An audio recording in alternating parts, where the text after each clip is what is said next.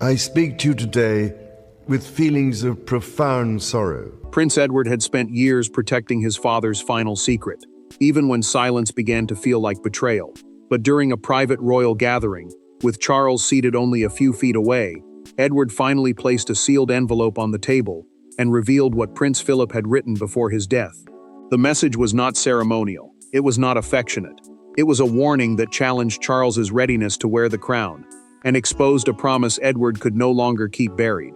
Before we go deeper into what this really means for the royal family, make sure to subscribe so you don't miss a single update. Edward drew a leather folder toward him as Anne, William, and Camilla watched the room tighten around the king.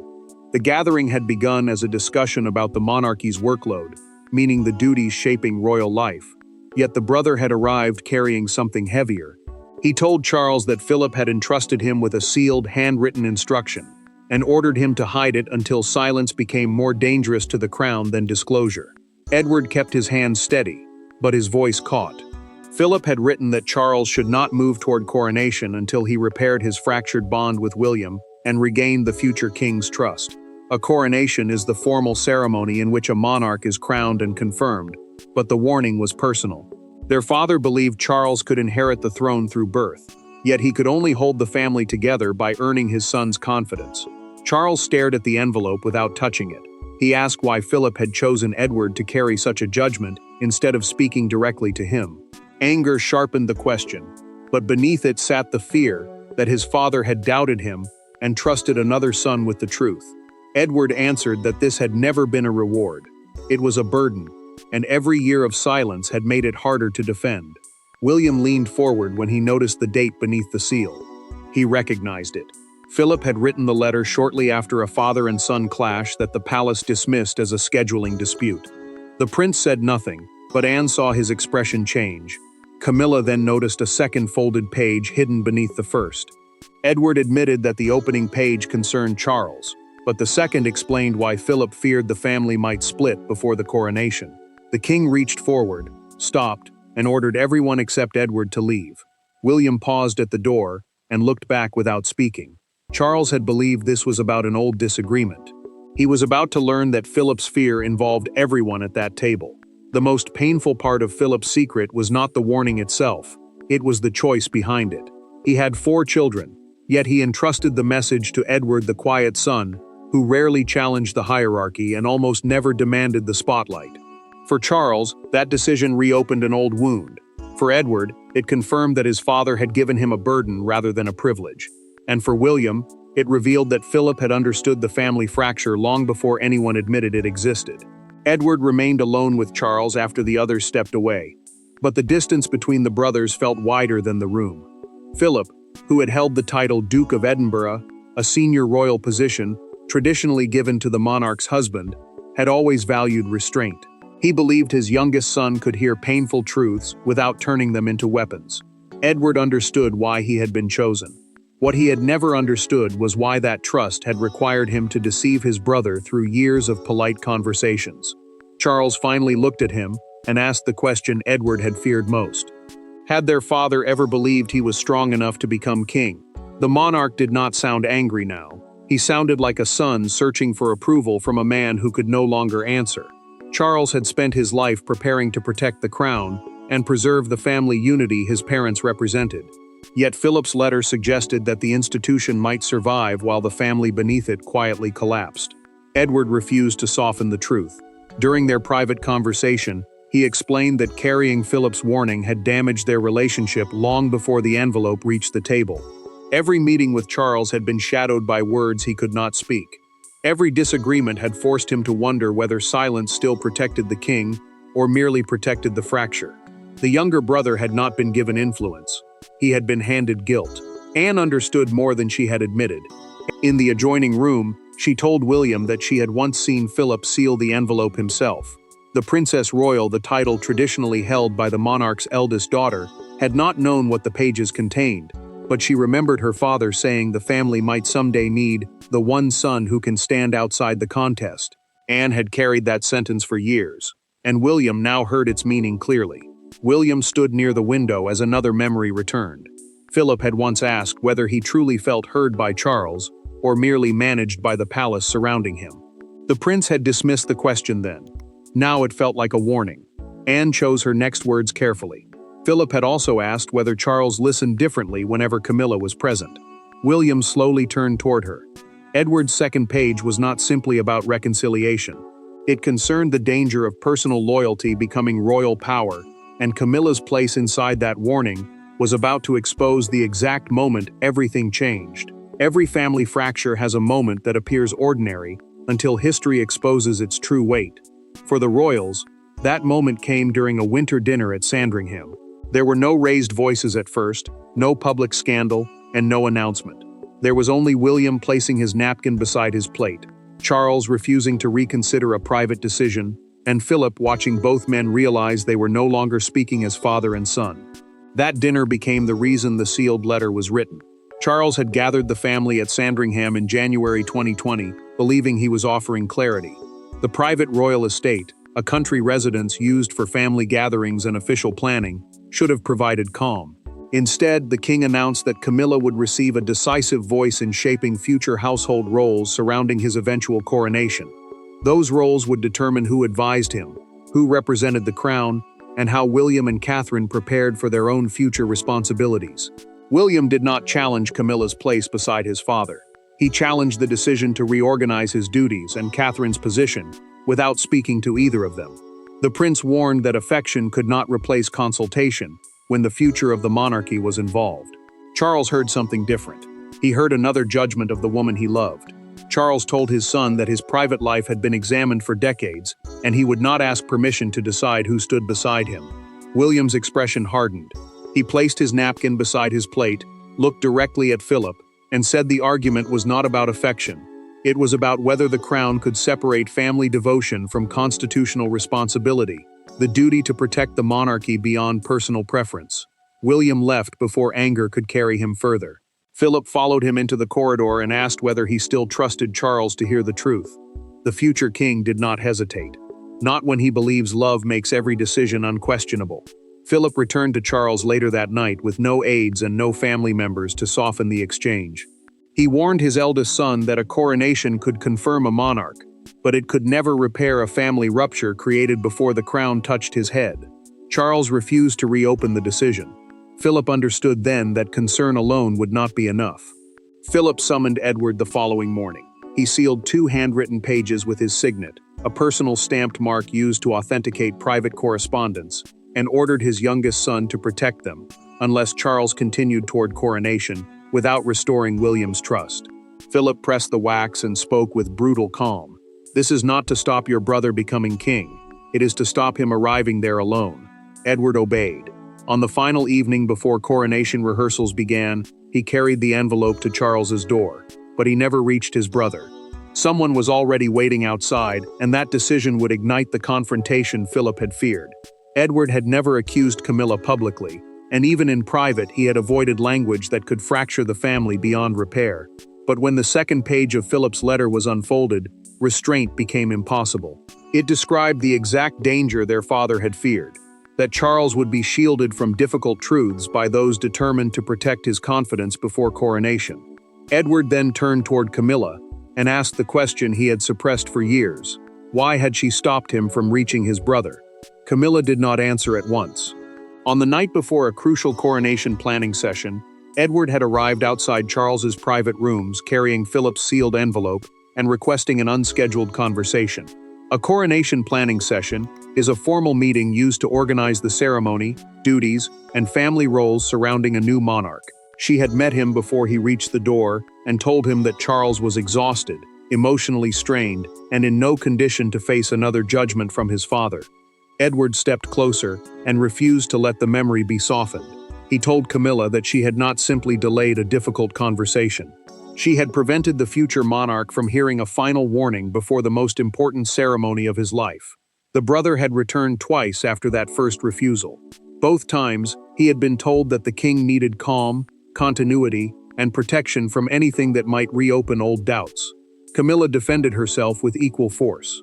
She said Charles had spent decades being measured, criticized, and questioned by the people closest to him and by the nation beyond them. To place Philip's letter before him at that moment, she argued, would have been emotional cruelty disguised as duty.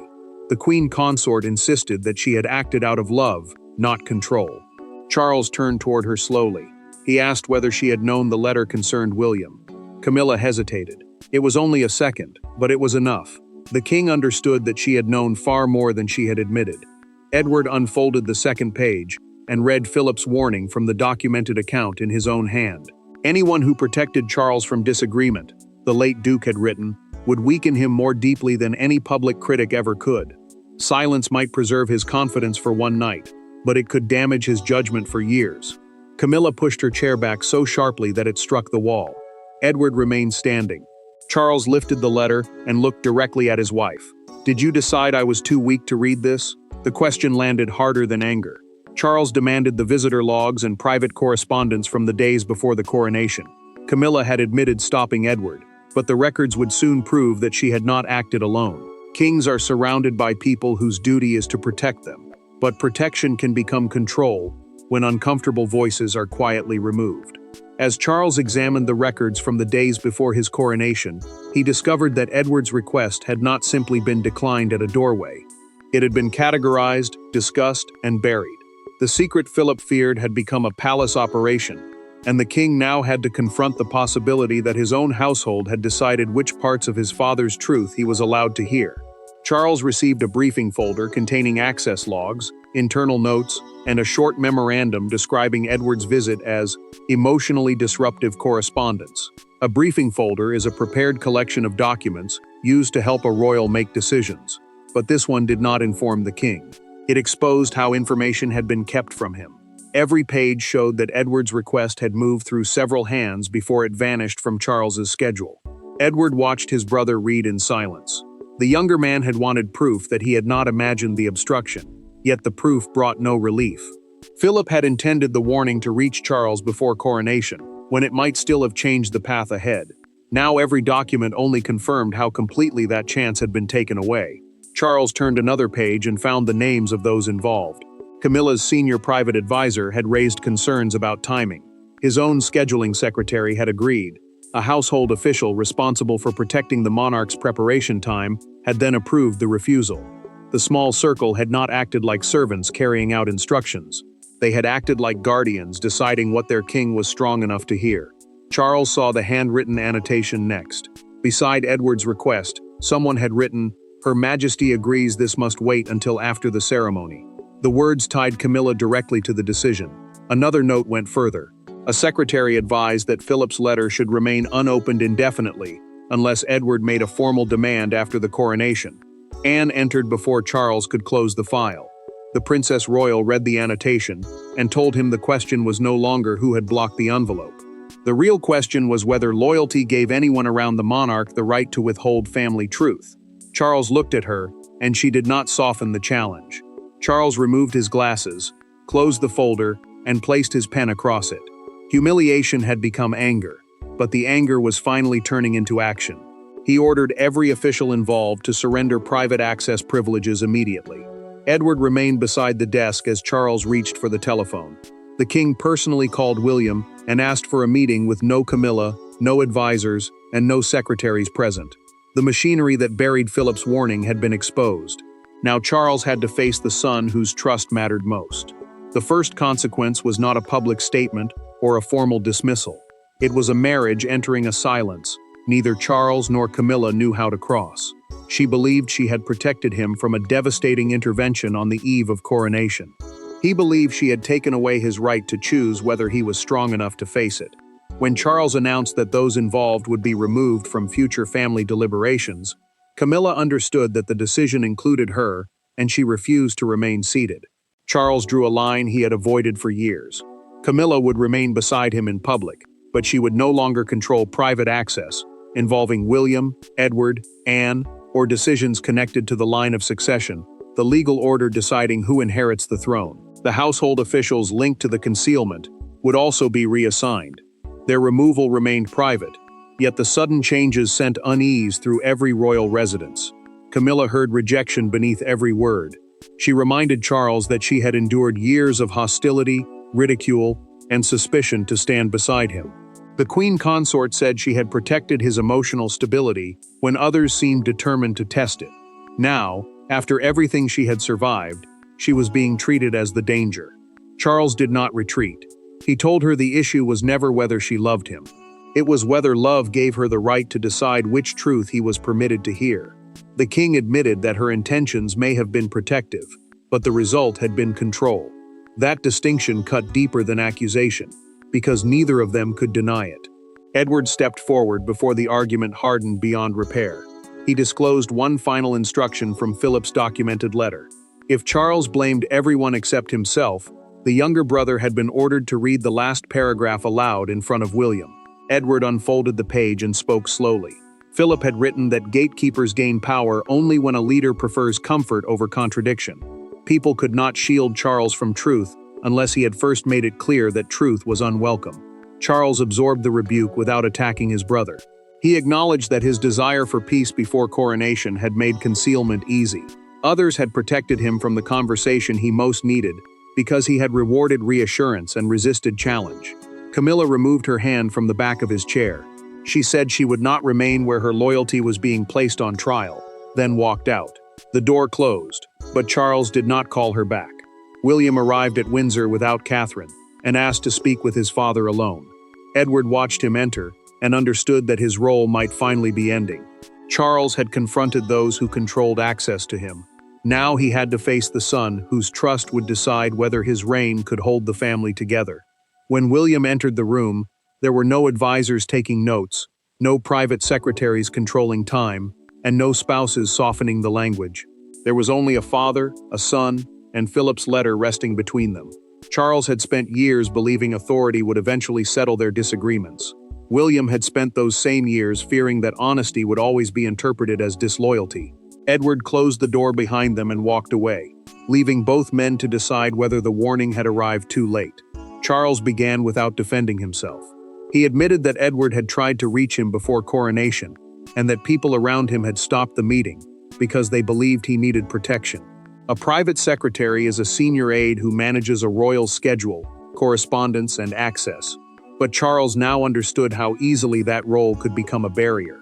He told William that the letter had been withheld, discussed, and buried before it ever reached him. William listened, but he did not rush to forgive. The prince said the deepest injury had never been one disagreement over duties or family roles. It was the repeated feeling that every concern became a personal attack whenever it challenged Charles's preferred decisions. He had wanted to speak honestly as a son and heir.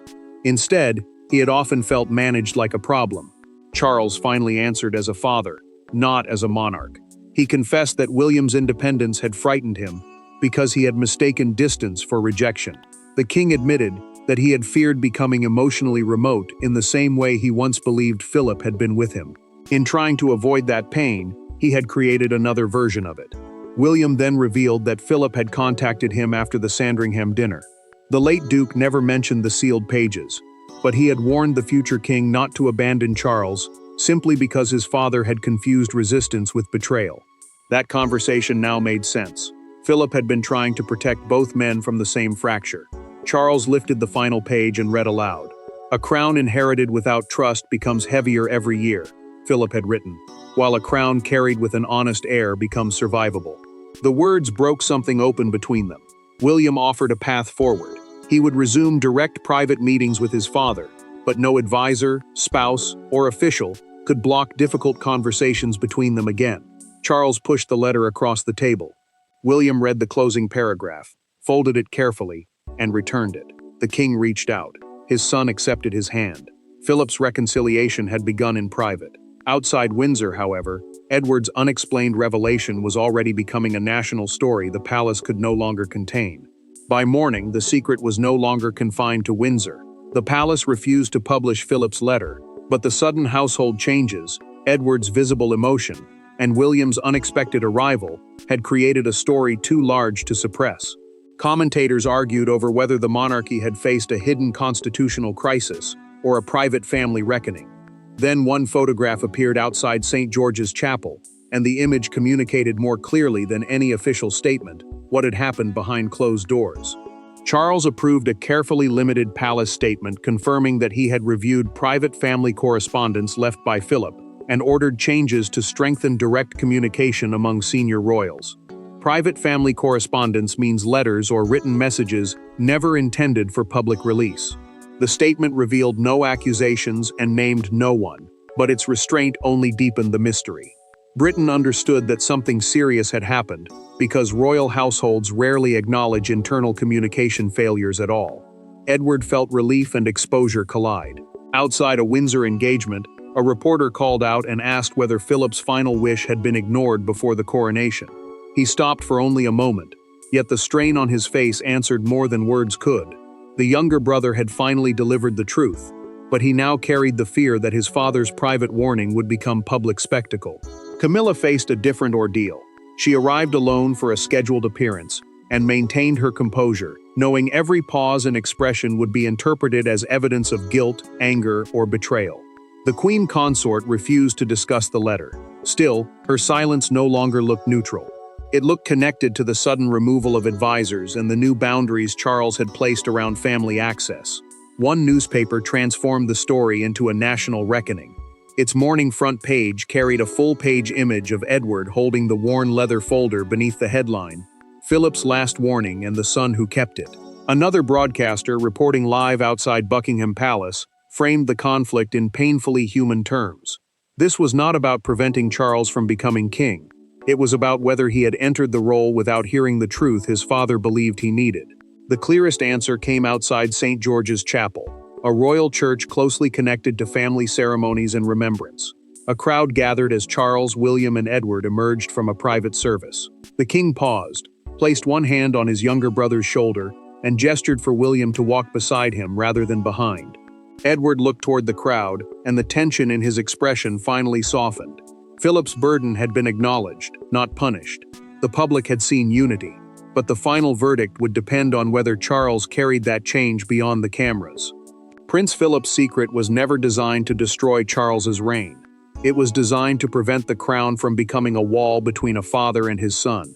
Edward had feared that revealing the letter would break the family apart, yet the silence surrounding it had already caused the fracture Philip predicted.